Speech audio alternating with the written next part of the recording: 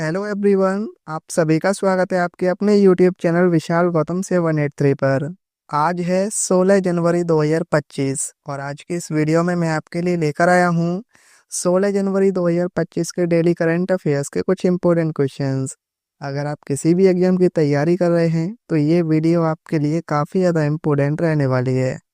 अगर आप इस चैनल पर पहली बार आए हैं तो चैनल को सब्सक्राइब कर लीजिए और साथ ही बेल आइकन को भी ऑल पर प्रेस कर लीजिए। तो चलिए चलते हैं आज के अपने टॉपिक की ओर। पिछली वीडियो में हमने जाना था जनवरी 2025 में नागरिक उड्डयन महानिदेशालय यानी डीजीसीए के प्रमुख के रूप में किसे नियुक्त किया गया है। तो इसका राइट आंसर था फैज अहमद किदवई। वर्ष 2025 में भारतीय अंतरिक्ष अनुसंधान संगठन यानी इसरो के नए अध्यक्ष कौन बने हैं? वी नारायण। जनवरी 2025 में कितने खिलाड़ियों को अर्जुन पुरस्कार से सम्मानित किया जाएगा? 34 खिलाड़ियों को। जनवरी 2025 में कौन सा देश आधिकारिक तौर पर ब्रिक्स का 10वां पूर्ण सदस्य बना है? इंडोनेशिया। भारतीय एथलेटिक्स महासंघ के अध्यक्ष के रूप में किसे चुना गया है? बहादुर सिंह सागू को। जनवरी 2025 में किस स्क्वैश खिलाड़ी ने ब्रिटिश जूनियर ओपन में अंडर 17 गर्ल्स सिंगल्स का खिताब जीता है? अनाहत सिंह ने। केंद्र सरकार ने किस राज्य केंद्र शासित प्रदेश में भारत का पहला जैविक मत्स्य पालन क्लस्टर शुरू किया है? सिक्किम में। भारतीय मानक ब्यूरो यानी बीआईएस का 78वां स्थापना दिवस कब मनाया गया है? सही आंसर इसका 6 जनवरी को। किस राज्य सरकार ने अनुसूचित जाति के छात्रों के बीच शिक्षा को बढ़ावा देने के लिए शहीद माधो सिंह हाथ खर्चा योजना की शुरुआत की है? उड़ीसा ने। किस केंद्रीय मंत्री द्वारा नई दिल्ली में राजघाट के पास गांधी दर्शन आर्ट गैलरी का उद्घाटन किया गया है? ओम बिरला। जनवरी 2025 में नागासाकी परमाणु बमबारी में जीवित बचे शिगेमी फुकाहोरी का 93 वर्ष की आयु में निधन हो गया है। नागासाकी परमाणु बमबारी की घटना किस वर्ष हुई थी?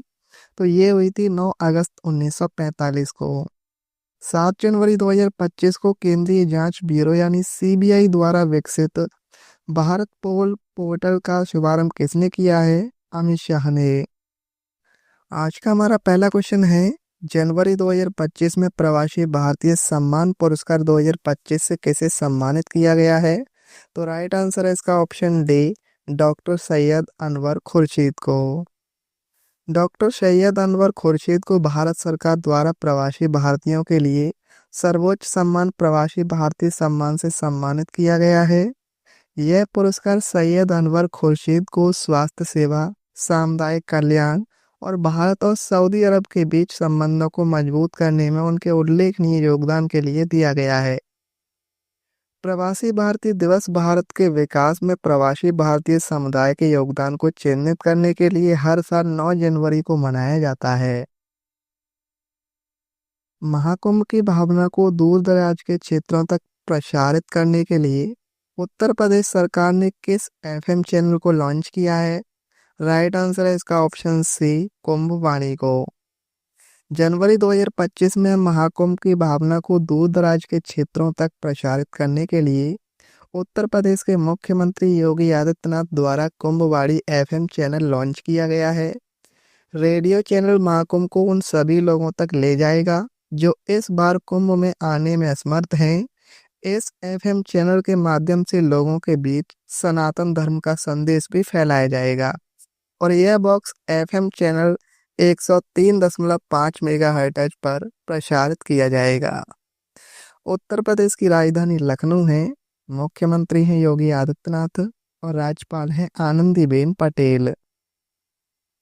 हाल ही में राष्ट्रीय युवा दिवस 2025 का मनाया गया है। राइट आंसर है ऑप्शन डी, 12 जनवरी को।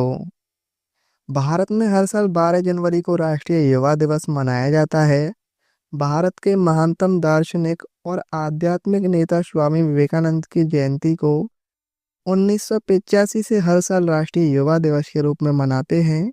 वर्ष 1984 में भारत सरकार ने 12 जनवरी को राष्ट्रीय युवा दिवस के रूप में मनाने की घोषणा की थी और इसकी थीम है 2025 की राष्ट्र निर्माण के लिए युवा शक्तिकरण। किस राज्य में थर्ड आई एशियन फिल्म फेस्टिवल का 21वां संस्करण आयोजित किया गया है? राइट आंसर है ऑप्शन डी, महाराष्ट्र। जनवरी 2025 में थर्ड आई एशियन फिल्म फेस्टिवल का 21वां संस्करण मुंबई, महाराष्ट्र में शुरू हो गया है। और इस फिल्म फेस्टिवल में चीनी ड्रामा द ब्लैक डॉग पहली ओपनिंग फिल्म होगी। और इस फेस्टिवल के लिए कुल 61 फिल्मों का चयन किया गया है। यह फिल्म महोत्सव 10 से 16 जनवरी तक आयोजित किया जाएगा। और इस महोत्सव में चीन, मलेशिया, बांग्लादेश, कजाकिस्तान, ट्यूनीशिया और भूटान सहित देशों की फिल्में प्रदर्शित की जाएंगी। हाल ही में जोसेफ ऑन किस देश के राष्ट्रपति बने हैं? Right answer option C, Lebanon. जनवरी 2025 में 2 साल के अंतराल के बाद सेना कमांडर जोसेफ ऑन को लेबनान का राष्ट्रपति चुना गया है। लेबनान की राजधानी है बेरूत और मुद्रा है लेबनानी पाउंड। दक्षिण भारत की पहली संक्रामक रोग अनुसंधान और निदान प्रयोगशाला कहाँ स्थापित की जाएगी? राइट आंसर है इसका ऑप्शन डी, बेंगलुरु में। दक्षिण भारत की पहली संक्रामक रोग अनुसंधान और निदान प्रयोगशाला Bengaluru medical college and research institute द्वारा स्थापित की जाएगी। यह सुविधा बैक्टीरिया, कवक और परजीवियों से होने वाली बीमारियों पर ध्यान केंद्रित करेगी। और यह सुविधा देश भर के मेडिकल कॉलेजों में विशेष प्रयोगशालाएं स्थापित करने की सरकारी पहल के हिस्से के रूप में स्थापित की जाएगी। इस परियोजना के तहत बैक्टीरियोलॉजी, माइक्रोलॉजी और पैरासाइटोलॉजी जैसे क्षेत्रों में क्षमता निर्माण पर ध्यान दिया जाएगा। कर्नाटक की राजधानी बेंगलुरु है। मुख्यमंत्री हैं सिद्धारमैया और राज्यपाल हैं थावरचंद गहलोत। स्वामी विवेकानंद जी की 162वीं जयंती के उपलक्ष्य में किस राज्य केंद्र शासित प्रदेश में विकसित भारत यंग लीडर्स डायलॉग 2025 शुरू हुआ है? राइट आंसर इस क्वेश्चन का ऑप्शन सी, नई दिल्ली में। जनवरी 2025 में स्वामी विवेकानंद जी की 162वीं जयंती के उपलक्ष्य में विकसित भारत यंग लीडर्स डायलॉग 2025 का आयोजन किया गया है। यह 11 से 12 जनवरी 2025 को नई दिल्ली के भारत मंडपम में आयोजित किया गया। इसका उद्घाटन केंद्रीय युवा कार्यक्रम एवं खेल तथा श्रम एवं रोजगार मंत्री डॉक्टर मनसुख मंडाविया द्वारा किया गया। और यह 3 दिवसीय कार्यक्रम युवा नेताओं को नवीन समाधान प्रदर्शित करने और नीति निर्माताओं, राष्ट्रीय प्रतीक चिन्हों और वैश्विक प्रभावशाली लोगों के साथ जुड़ने के लिए एक मंच प्रदान करेगा। 20वें मुंबई मैराथन का राजदूत किसे नियुक्त किया गया है? राइट आंसर है इसका ऑप्शन डी, मो फराह। दिग्गज लंबी दूरी के धावक मो फराह को 19 जनवरी 2025 को दक्षिण मुंबई में आयोजित होने वाले टाटा मुंबई मैराथन के 20वें संस्करण के लिए अंतर्राष्ट्रीय इवेंट एम्बेसडर नियुक्त किया गया है। किस केंद्रीय मंत्री ने नई दिल्ली में भारत जलवायु मंच 2025 के दौरान भारत क्लीन टेक विनिर्माण मंच का शुभारंभ किया है?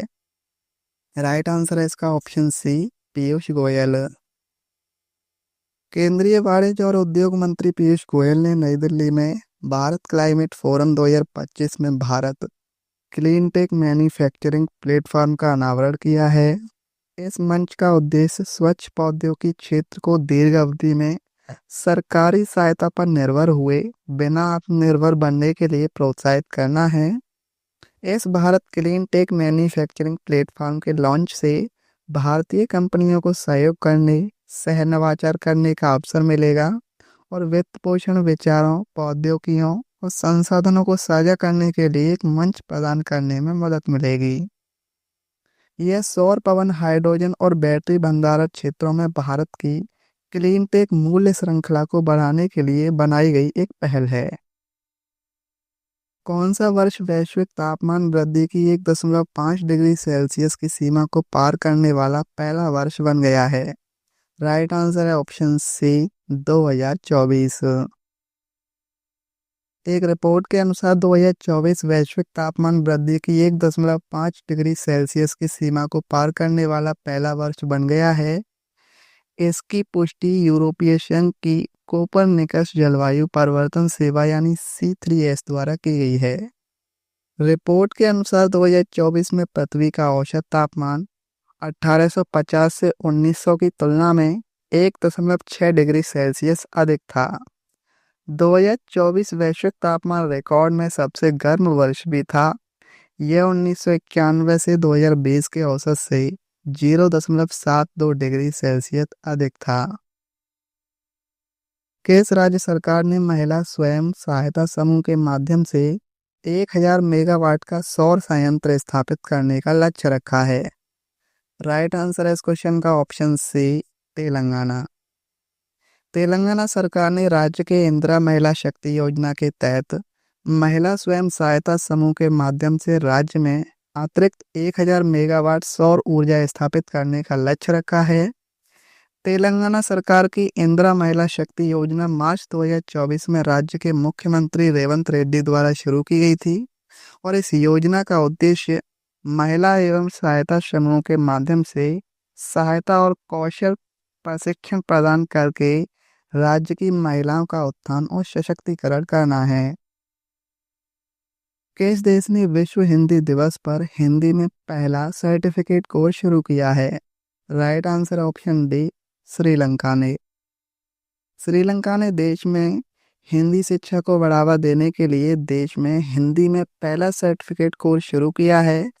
इस पहल की शुरुआत 10 जनवरी 2025 को विश्व हिंदी दिवस के अवसर पर कोलंबो, श्रीलंका में की गई है। श्रीलंका में हिंदी पाठ्यक्रम का शुभारंभ विदेश मंत्रालय द्वारा दुनिया भर में हिंदी भाषा को बढ़ावा देने के प्रयास का एक हिस्सा है। बात करें स्टैटिक जीके की, तो गोपाल कृष्ण गोखले ने सर्वेट ऑफ इंडिया सोसाइटी की स्थापना किस वर्ष की थी? 1905 में। हरिजन सेवक संघ की स्थापना 1932 में किसके द्वारा की गई थी? महात्मा गांधी के द्वारा। भारत के राष्ट्रपति के रूप में चुनाव के लिए योग्यताओं का उल्लेख किस अनुच्छेद में किया गया है? अनुच्छेद 58 में।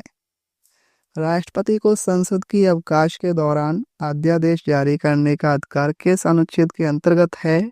अनुच्छेद 123 के अंतर्गत। राज्य विधानसभाओं की अवधि का उल्लेख किस अनुच्छेद में किया गया है?